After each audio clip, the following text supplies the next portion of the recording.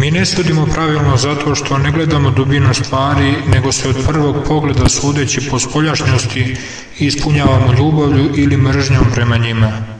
Ljubav ili mržnja vladaju umom i zamračuju ga, te ne može pravilno suditi. Zato kad posmatraš što ili misliš o čemu, obuzdaj što više možeš svoje želje i ne dozvoli da se prema tome što ocenjuješ odmah zaneseš ljubavlju ili ga odmah omrzneš. Nekoga nezainteresovano posmatraj samim umom. Kada je um u svom prirodnom stanju i nije pomračen strašću, on je slobodan i čist, te može da saznaje istinu, da proniče u dubinu stvari u kojima se pod lažnom privlačnom spoljašnjošću često skriva zlo, a pod ružnim spoljnim izgledom dobro.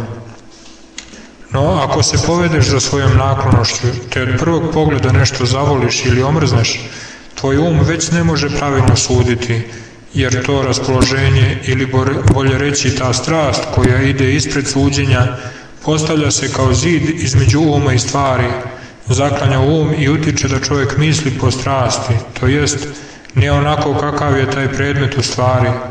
To opet čini da se prvo raspoloženje, ljubav ili mržnja još više povećava. A ukoliko ono jača, ukoliko čovjek više voli ili mrzi nešto, utoliko se um u odnosu prema tome više zamračuje, dok se sasvim ne pomrači. I događa se da strast prema izvesnoj stvari raste do krajnjih granica, te se čovjeku čini da bi je trebalo voleti ili mrzeti više od svega na svetu. Tako je to biva kada čovjek ne zauzdava sebe, nego dopusti sebi da zavoli ili omrzne nešto pre nego što o tome promisli.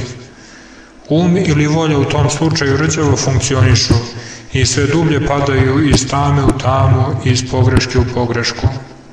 Zato čuvaj se od ljubavi ili mržnje prema bilo čemu pre no što uspeš da to temeljno upoznaš pri svetlosti razuma, svetog pisma, blagodati, molitve i pomoći svog duhovnog oca, kako ne bi pogrešila i smatrala dobro za zlo, a zlo za dobro, kao što u većini slučajeva biva.